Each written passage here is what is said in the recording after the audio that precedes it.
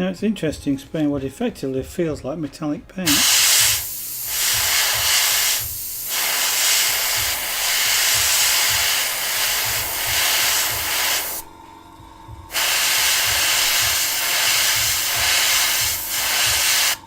Something I've never done before.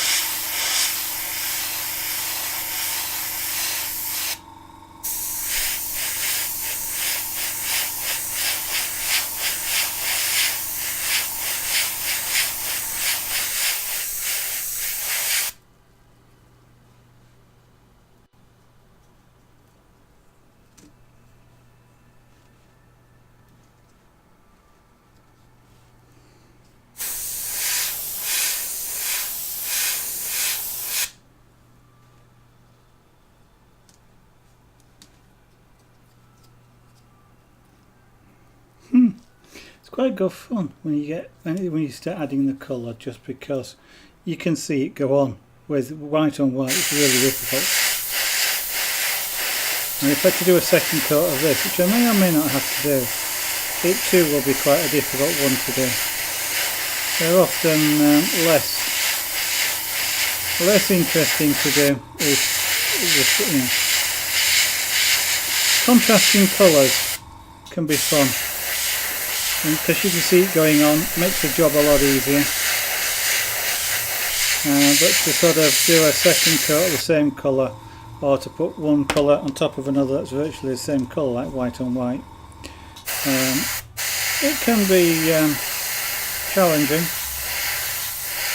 Because if you can't easily see where paint's going on, it's hard to tell your coverage, and sometimes you end up spraying too much and you get runs and blobs and all the sorts of things you don't want.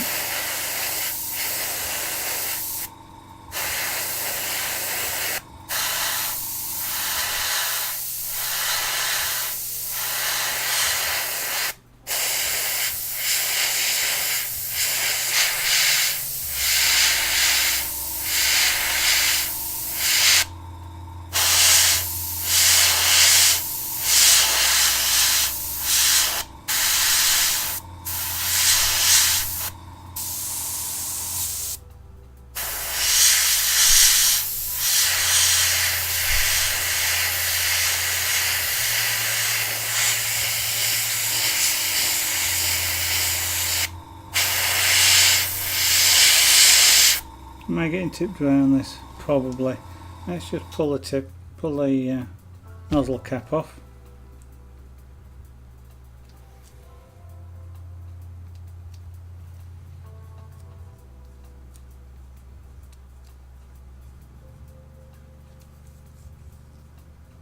Yeah, it looks clean. I quite often spray without the nozzle cap on, but I'm going to leave it on this time.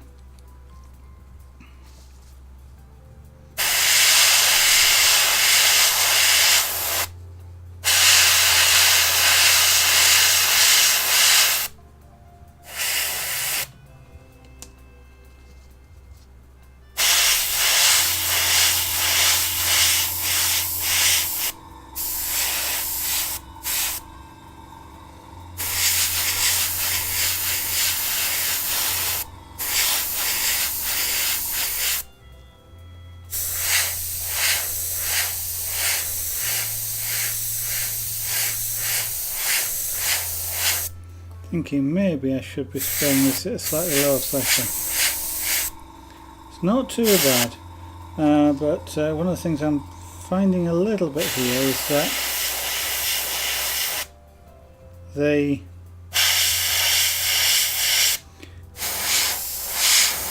air is pushing the metallic, the pearlized elements around in the paint.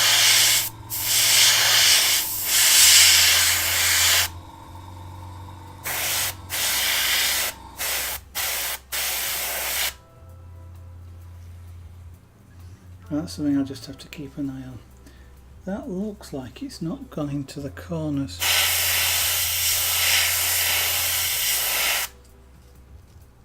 That's better. But of course you can get fooled by the reflections as well. Reflections of light make some areas, when it's just in the corner, because you have light reflected like this, it makes this bit look lighter as though it's not been painted, and of course it has.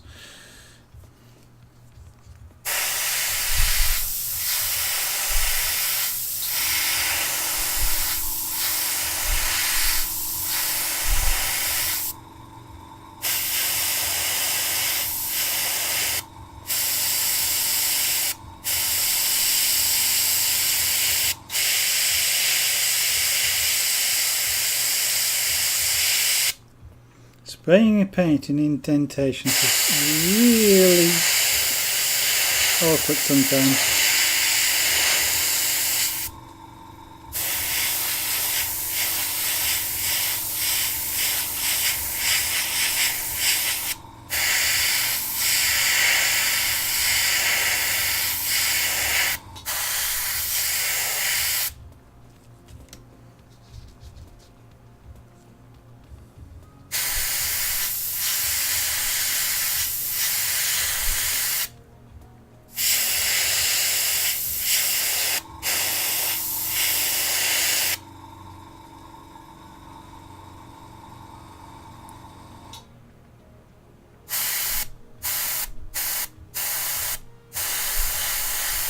Put too much paint on there.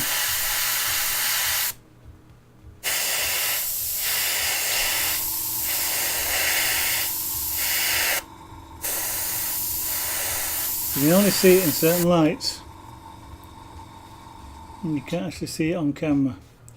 But in certain lights I can see where there's been a bit too much paint. You can just even it out by putting another coat over the top like that, but gotta be careful.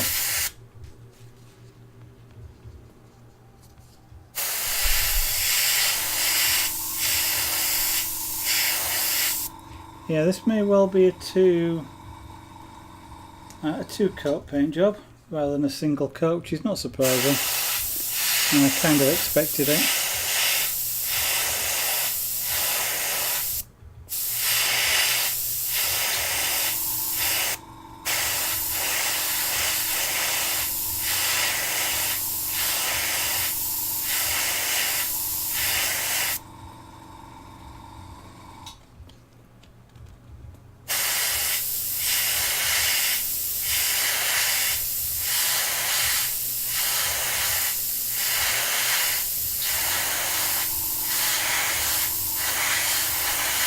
Coverage is really good, but I'm still seeing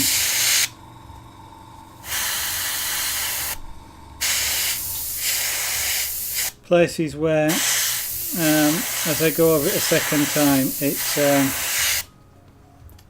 it gets a bit better coverage, so I can see that I'm going to need to do that again.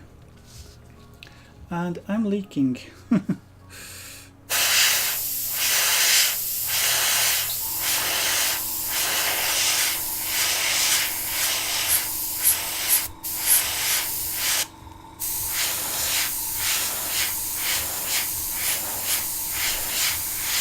When I go on my glass course, I can see I should totally take a headband with me.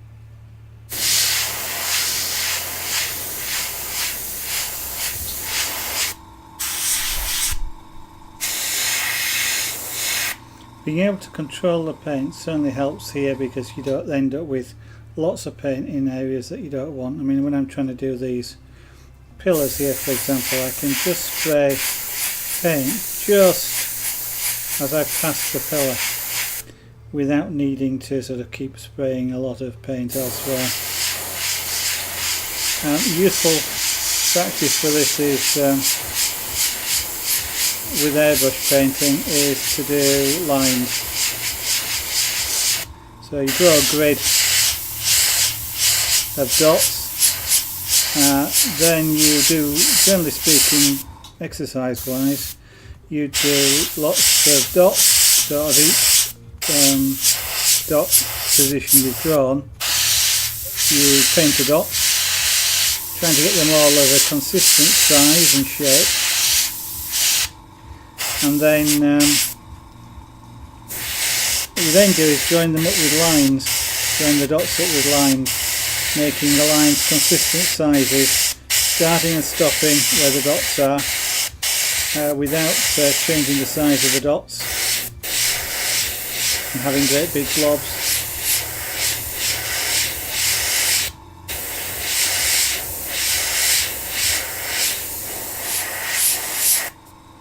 Which makes it good, you know, a good exercise, a good practice for doing things like these pillars, where you want to start and stop very soon after you've got past the stop. You know, just after you get past the pillar, start just before you get to it.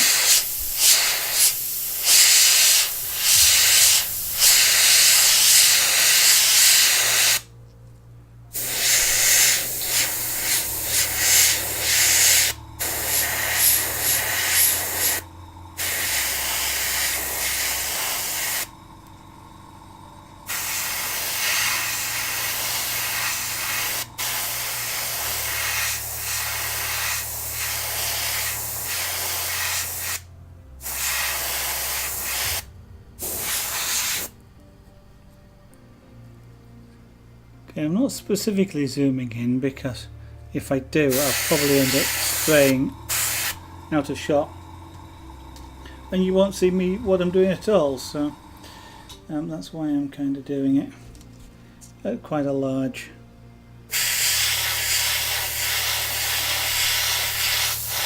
wide angle.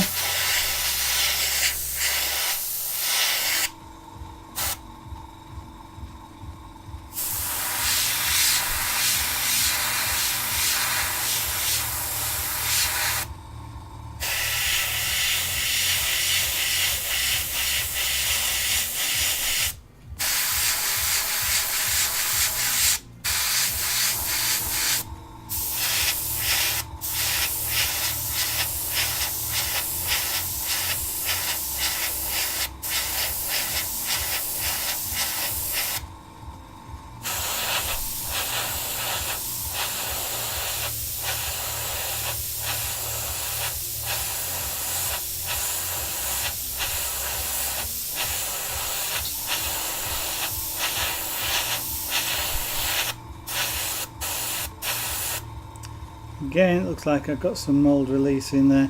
It's not affected the sealer, but it is affecting this top coat. As you can see, it's pulling away from it.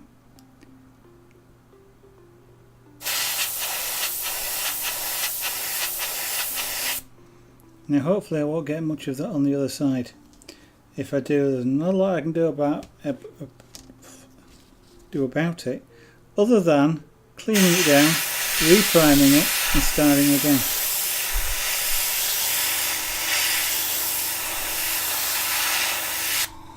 I did think I got it clean, and obviously I didn't.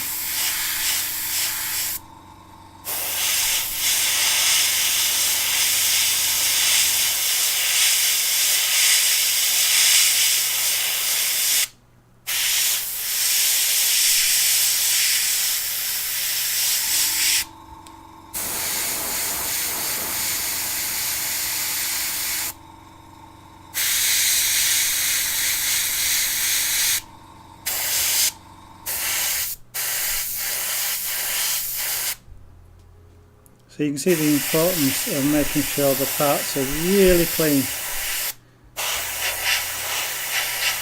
And even if I go over this again, I won't actually be able to cover that spot.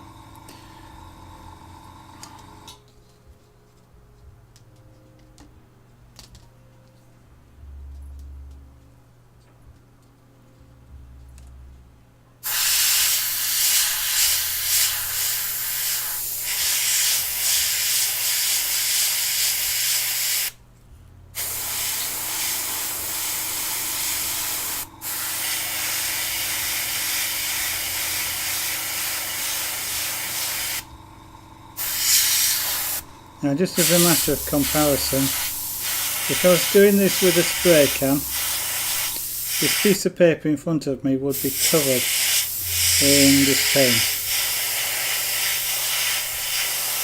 And hopefully, as you can see, there isn't any there. And I'm saying there isn't any. There's the bits I sprayed on purpose. But in terms of overspray, there's very little. I can actually see it because I can see it sparkling out this way, and I'm getting some on the cover there, which means I perhaps should move that. But I'm getting very little overspray.